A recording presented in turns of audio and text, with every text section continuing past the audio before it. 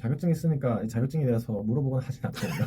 자격증보다는 그냥 직무에 대해서 얼만큼 이해가 있는지 이런 것들이 더 중요한 것 같아서 자격증은 진짜 필요 없을 것 같습니다. 그냥 뭐 자격증이나 스펙 한 줄 더 추가하는 거는 전혀 큰 도움이 되진 않는 것 같습니다. 네, 안녕하세요. 화학공학 취업 이야기 케미스트리입니다.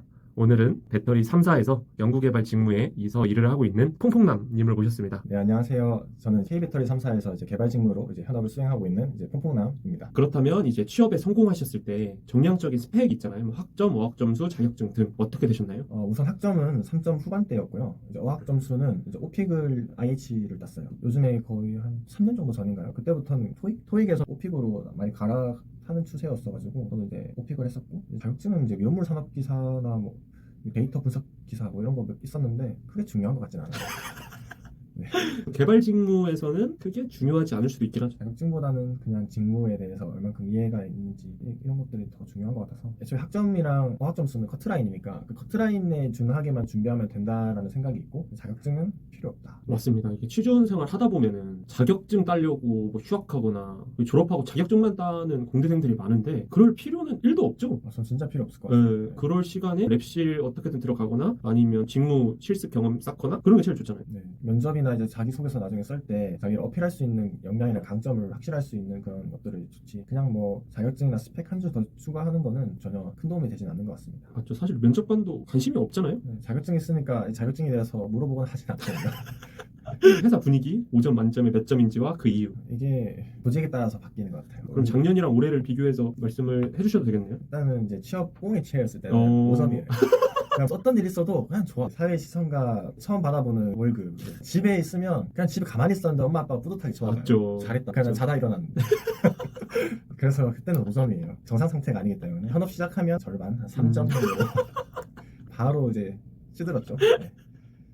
회사 분위기 다 그렇게 찌는 사람들이 많기 때문에 3점으로 맞춰가면 될 것 같습니다. 그러면 회사 장점 한 가지, 단점 한 가지. 일단은 저희 배터리 업계 회사에 직무를 한다고 치면 장점은 일단은 미래 전망이 있는 그런 업무에 임하다 보니까 좀 고여 있지 않아요. 좀 더 현상에 대해서 팔로업도 해야 되지만 그런 영향도 엄청, 관심도 엄청 집중이 되는 만큼 투자도 많이 하고 있고 또 많이 성장할 수 있고 관심을 갖다 보니까 프라이드를 가지고 일을 할 수 있어요.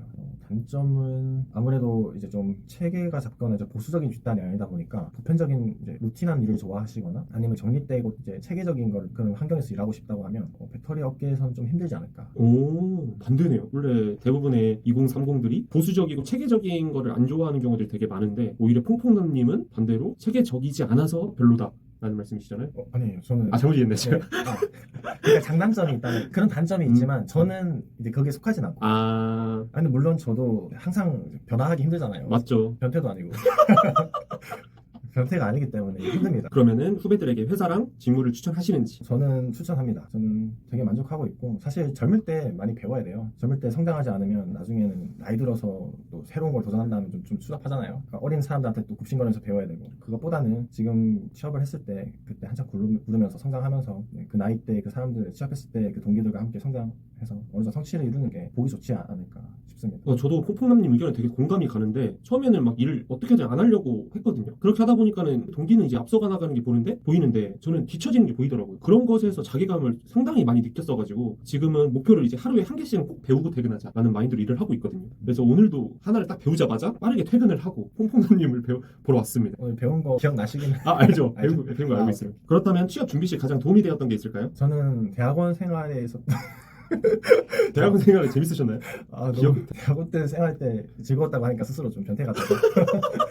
교수님한테 이쁨 많이 받으셨잖아요. 네, 변태같이 좀 기억을 많이 받았는데 좀 끔찍한 기억이 없고, 생각해보면 아무튼 다 추억이죠. 지금은 추억으로 좋게 간직만 하려고요. 맞죠. 지나고 보니까 다 기억은 미화된다. 아무튼 연구를 했을 때 어떤 것들을 중점적으로 준비를 해야 되고 봐야 되고, 트레이드오프가 어떻게 되고 실제로 데이터를 어떻게 정리를 하고 분석을 하고 그것을 또다시 설계를 반영을 해서 어떻게 또 현상이 바뀌었는지 이런 것도 분석을 하고, 이런 것들을 끊임없이 하는 생활이다 보니까 개발 직무도 그런 측면에서는 되게 유사한 게 많거든요. 그런 것들이 좀 적응하는 데 있어서 좀 더 학사 출신보다는 빨리 했던 것 같아요. 석사시니까는 학사 채용 프로세스랑 좀 다르잖아요. 그럼 자소서랑 인적서랑 면접 꿀팁이 있다면 간략하게 한두 마디 정도 부탁드립니다. 우선 박사는 완전히 달라요. 서류만 붙으면 면접만 보고 되는데, 석사는 학사랑 똑같은 시스템인데 하나 다르다고 하면 개인 연구를 어떤 걸 했는지 이런 자료들을 얘기를 하고, 특히 직무 면접이나 이런 데 갔을 때 연구 주제로 발표를 해요. 그런 부분이 좀 다르고 아무래도 학사인데 이제 관련 학부 연구생이라든지 그런 경험이 없다면 그런 분들은 대외 활동이나 최대한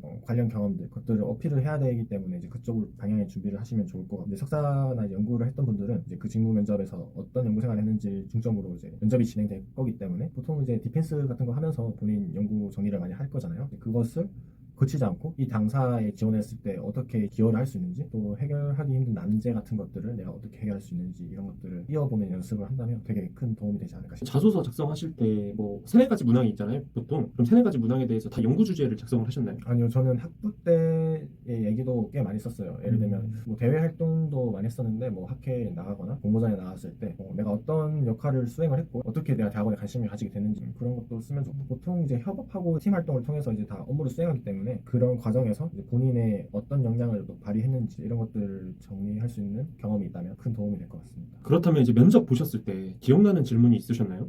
면접을 봤을 때 우선 꼬리 질문이 기억에 남아요. 직무 면접이었었는데 보통 내가 어디까지 알고 있는지 끝까지 물어보거든요. 예를 들면 이러한 소재를 통해서 이제 연구를 진행했는데 왜 이 소재를 사용했는지 예를 들면 이쪽이 소재를 이용한 이유가 뭐 열화 현상이 덜하기 때문에 후보군을 정하였다고 하면 실제로 이 열화 현상을 관측하게 되면서 어떻게 메커니즘을 규명을 했는지 그래서 그거를 또 설명을 했는데 그 메커니즘을 규명한 게 실제로 이제 이런 문제가 있지 않았는지 그런 것들을 계속 이제 파고들다 보니까 내가 어디까지 알고 있는지 어디까지 고민했는지 자연스럽게 다 공개가 되는 상황이었거든요. 그래서 꼬리 질문이 되게 기억에 남고 그리고 예기치 못한 질문도 있었어요. 임원 면접 같은 데 들어가면 갑자기 K사, 3사에 대해서 얘기를 해봐라. 장단점이라기보다는 그냥 너의 생각을 그냥 두서없이 말해보라. 그래서 그때 조금 당황했는데 그 질문을 내 생각대로 이제 업계에 대해서 이제 생각을 하지 않으면 얘기할 수 없는 부분이잖아요. 맞죠. 그래서 그것들을 좀 내 생각대로 얘기했는데 실제로 임원들과 생각이 다른 부분도 있었어요. 예를 들면 우리 회사의 강점은 이런 이제 플랫폼이 좀 유리하다라고 했는데 그 플랫폼은 그저 경쟁사가 더 유리하지 않아요?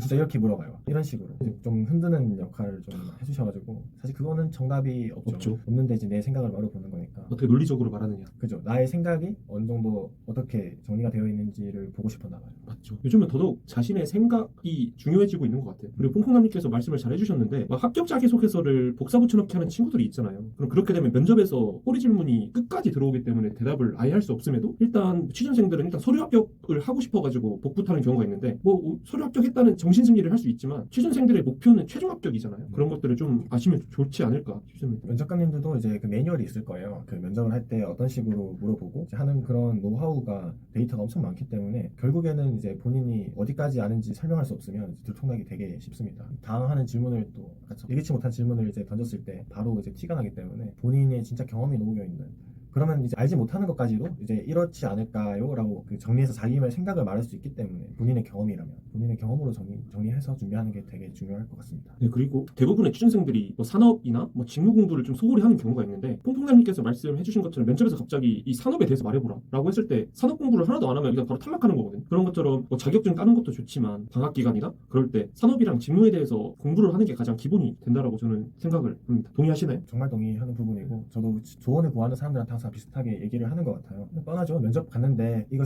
약간 자격증 있어요 하면 그 자격증에 대해서 뭐 10초 더 얘기 안 하고 그냥 이러한 뭐 질문 왔을 때 하나라도 더 내가 또 대답할 수 있는 게 나오면 알고 있는 게 있다면 예를 들면 이제 미래 기술에 대해서 이러한 공법이 중요한 걸로 알고 있는데 이런 공법이 이 당사에서 하고 있는 걸로 알고 있고 이런 문제를 해결한 경험이 있습니다. 이걸 통해서 할 수 있는 방안이 있다고 들었는데 당사에서 뭐 어떻게 하는지 궁금합니다라고 물어볼 수도 있고 이런 것들을 해결하기 위해서 난 이런 연구를 해봤습니다. 아니면 이런 생각을 해봤습니다. 아니면 경쟁사는 이제 이런 걸 한다고 들었는데 저희는 이제 이런 것들이 필요할 것 같습니다. 투자가 필요할 것 같습니다. 이런 거 얘기하면 되게 스마트해 보이죠. 적핏해 보이기도 하고 자격증 하나보다는 그런 것들이 준비되는 게 훨씬 중요하다고 체감을 했습니다. 면접을 하면. 그리고 가장 중요한 게 이게 직무랑 산업을 공부를 해서 안다고 해서 끝나는 게 아니라 이 얘기를 한 다음에 이러한 지식을 기반으로 해서 나는 이런 경험을 해봤다로 끝맺음을 지어야 되거든요. 근데 뭐 자기소개서 취준생들 대부분이 쓸 때 그 회사에 대해서 자랑하는 걸 되게 많이 쓰잖아요. 그렇게 하면은 바로 그냥 분쇄기에 그죠. 그것도 복사 붙여넣기죠. 어떻게 보면. 맞죠. 네, 기사에서 따오는 거 붙여넣는 거. 이제 대학원 생활 5점 만점에 몇 점이었는지 그리고 그 이유. 저는 5점을 줘야겠죠. 왜냐하면 진짜요? 이런 생활이 저한테 큰 도움이 돼서 지금 이 자리에 왔고 버틸 수 있는 원동력이 되고 있기 때문에 저는 5점인데 만약에 이거를 살리지 못했다면 저는 0점 줬어요. 절대 하지 마라.